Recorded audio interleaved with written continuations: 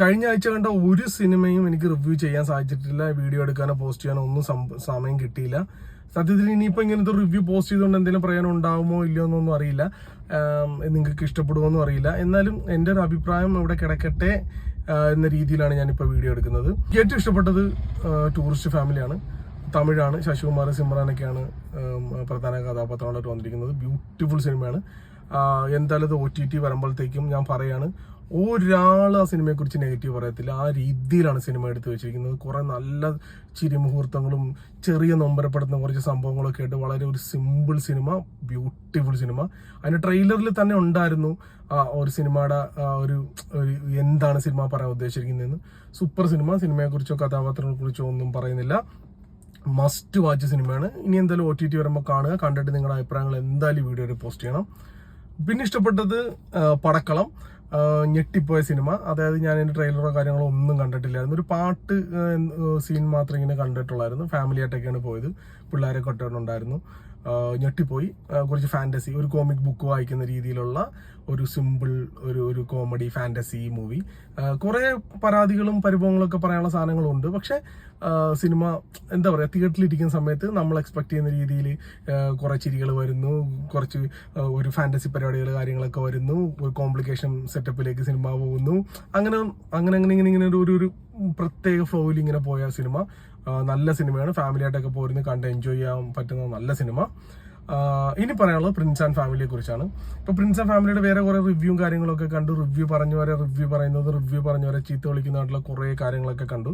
ഞാൻ ആലപ്പുഴയിലാണ് Prince and family കണ്ടത്. എനിക്ക് സിനിമ ഒട്ടും തന്നെ ഇഷ്ടപ്പെട്ടിട്ടില്ല. ഈ vintage Mohanlal, vintage Mammootty, vintage Dileep എന്നൊക്കെ പറഞ്ഞിട്ട് കാര്യമില്ല. ഇവരെല്ലാവരും ഇവരുടെ നല്ല സമയത്ത് നമുക്ക് തരേണ്ട കഥാപാത്രങ്ങളെല്ലാം തന്നവരാണ്. അതുകൊണ്ട് നമുക്ക് വിന്റേജ് പരിപാടികൾ വേണ്ട. ഇനി ഏതെങ്കിലും ഒരു കഥാപാത്രം ചെയ്യുമ്പോൾ നല്ലതായിട്ട് ചെയ്തിട്ടുണ്ടെങ്കിൽ നമ്മൾ നല്ലത് എന്ന് തന്നെ പറയാം, അല്ലെങ്കിൽ മോശം എന്ന് പറയാം. ഈ സിനിമയിൽ ദിലീപിന് പ്രത്യേകിച്ച് ചെയ്യാനായിട്ട് ഒന്നുമില്ല. വളരെ നോർമലി നിൽക്കുന്ന ഒരു കഥാപാത്രം. പുള്ളി അങ്ങനെ വെറുപ്പിക്കലും പരിപാടികളൊന്നും ഇല്ലാത്ത രീതിയിൽ നോർമലി പോയി. ഇതിനകത്ത് ലാസ്റ്റ് സിനിമയിലൊക്കെ സംഭവിച്ചില്ല, പവി കെയർടേക്കലൊക്കെ പോലെ പുള്ളീനെ കൊണ്ട് കോമാളിത്തരങ്ങളും പരിപാടികളൊന്നും കാണിച്ചിട്ടില്ല.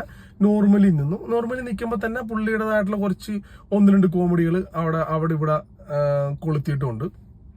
കഥയിലേക്ക് വരുവാണെങ്കിൽ സിനിമയ്ക്ക് പ്രത്യേകിച്ച് കഥകളും കാര്യങ്ങളും ഒന്നുമില്ല. ഒരു പഴയ ഇതിനു മുമ്പ് പല സമയത്ത് സംസാരിച്ചിട്ടുള്ളതിനായിട്ടുള്ള ഒരു കഥ. അതിനകത്ത് നായികയുടെ കഥാപാത്രം ഒരു യങ് ജനറേഷനിൽപ്പെട്ട ഒരു പെൺകുട്ടിയായിട്ടും കുറച്ച് കഥയിലോട്ടൊന്നും ഞാൻ പോകുന്നില്ല. എന്നാലും ഒരു യങ് ജനറേഷനോട്ടുള്ള പെൺകുട്ടിയാണ്. അവളുടെ കാഴ്ചപ്പാടും കാര്യങ്ങളൊക്കെ കാണിച്ച് അങ്ങനെ കുറച്ച് വ്യത്യസ്തത കാണിച്ചു എന്നല്ലാതെ എനിക്ക് പ്രത്യേകിച്ച് സിനിമയിൽ നിന്നും ഒന്നും തോന്നിയില്ല. എനിക്ക് ഭയങ്കരമായിട്ട് ചിരിയോ കാര്യങ്ങളോ ഒന്നും വന്നില്ല. ഭയങ്കര സന്തോഷവും കാര്യങ്ങളൊന്നും തോന്നിയില്ല. ഒരു വളരെ നോർമൽ സിനിമ എന്ന് തോന്നി. പിന്നെ ചില കഥാപാത്രങ്ങൾ കാണിച്ചു കൂട്ടുന്ന കാര്യങ്ങളൊക്കെ കണ്ടപ്പോൾ ബുദ്ധിമുട്ടും തോന്നി. ഇപ്പൊ സിദ്ദിഖിന്റെ കഥാപാത്രം നോക്കാം, പുള്ളി ചിരിപ്പിക്കുന്ന രീതികൾ അറിയാലോ, അങ്ങനെ കുറച്ച് ചിരിപ്പിക്കുന്നു. പിന്നെ മറ്റേ ലേലത്തിൽ തുടങ്ങിയ മറ്റേ അമ്മയുടെ കൈ പിടിച്ചോണ്ടിരുന്ന കഥ പറഞ്ഞ് കരയുന്ന ആ പരിപാടി ഉണ്ടല്ലോ, അന്ന് തുടങ്ങിയതാണ് സിദ്ദിഖിന്. പുള്ളി ഇപ്പോഴും എല്ലാ സിനിമയിലും പുള്ളിക്ക് അങ്ങനത്തെ ഒരു സീൻ കൊടുക്കും. ആ സീൻ പുള്ളി നമ്മളെയൊക്കെ ഇച്ചിരി സെന്റിമെന്റൽ ആക്കുന്ന രീതിയിൽ ചെയ്യും. ബിന്ദു പണിക്കരൊക്കെ അത്യാവശ്യം നന്നായിട്ട് വെറുപ്പിച്ചിട്ടുണ്ട്. പിന്നെ ധ്യാൻ ശ്രീനിവാസ സിനിമയിൽ എന്തിനാണെന്നുള്ള കാര്യം പോലും എനിക്ക് സംശയം. എന്തിനാണ് പുള്ളിനെയൊക്കെ കൊണ്ടുവന്നത്? ആരെ വെച്ചാലും ഓക്കെ ആയിരുന്നു. പിന്നെ പുള്ളിനെ ചുമ്മാ കൊണ്ടുവന്നു. ഒരു 5-6 സീൻ. പിന്നെ ലണ്ടനിലോട്ടോ ഗൾഫിലോട്ടോ എന്താ പറഞ്ഞു വിടുന്നു. പിന്നെ മഞ്ജു പിള്ള ചെയ്ത കഥാപാത്രവും ജോണി ആന്റി ചെയ്ത കഥാപാത്രവും ഒക്കെ വെറും ഏച്ച് കെട്ടിയത് എനിക്ക് തോന്നി. എനിക്ക് വേറെ എല്ലാവരെയും ഞാൻ സഹിക്കും, ജോണി ആന്റണിയെ സഹിക്കാൻ ഭയങ്കര ബുദ്ധിമുട്ടാണ്. പുള്ളിക്ക് ഒരു വ്യത്യസ്തതയില്ല ഒരു സിനിമയിൽ. എല്ലാ സിനിമയിലും ആ സെയിം രീതി, same mannerism, same dialogue delivery, ആ രീതിയിൽ ഇങ്ങനെ പോകുന്നു. മഞ്ജു പിള്ളയുടെയൊക്കെ കഥാപാത്രം നമുക്ക് ആദ്യം കാണുമ്പോഴേ അറിയാം ഇത് എങ്ങനെയൊക്കെയാണ്, എങ്ങോട്ടൊക്കെയാണ് പോകുന്ന കാര്യങ്ങളൊക്കെ മനസ്സിലാവും. മൊത്തത്തിൽ എനിക്ക് ഈ 3 സിനിമകളിൽ ഒട്ടും ദഹിക്കാത്തതും ഒട്ടും സഹിക്കാൻ പറ്റാത്തതായിട്ടുള്ള സിനിമ പ്രിൻസ് ആൻഡ് ഫാമിലിയാണ്. നിങ്ങൾ ഇപ്പം നമ്മുടെ ഫ്രണ്ട് ഫേസ്ബുക്കിൽ എഴുതിയ പോലെ ഇപ്പോൾ വയലൻസോ ബ്ലഡ് ഷെഡോ ഇടിയോ കഞ്ചാവോ മയക്കുമരുന്നോ അങ്ങനെയൊന്നും ഇല്ലാത്ത ഒരു സിനിമ എന്ന രീതിയിൽ പ്രിൻസ് ആൻഡ് ഫാമിലിയെ നമുക്ക് അക്സെപ്റ്റ് ചെയ്യാൻ വേണമെങ്കിൽ ഒന്ന് കാണാൻ പോവാം. ഇപ്പൊ എനിക്കൊന്ന് തിയേറ്ററിൽ അത്യാവശ്യം ആളും കാര്യങ്ങളൊക്കെ ഉണ്ട് പ്രിൻസ് ആൻഡ് ഫാമിലിക്ക്. അപ്പൊ കുറെ ആളുകൾക്ക് സിനിമ കണക്റ്റഡ് ആയിട്ടുണ്ട്. അപ്പൊ എന്തായാലും നിങ്ങൾ നിങ്ങളുടെ അഭിപ്രായങ്ങൾ ഈ വീഡിയോയുടെ അടിയിൽ പോസ്റ്റ് ചെയ്യും. അപ്പം ഓക്കെ.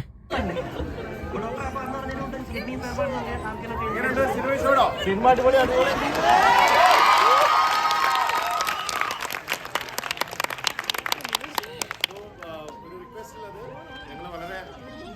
എഫേർട്ട് എടുത്ത് ചെയ്ത ഒരു സിനിമയാണ്.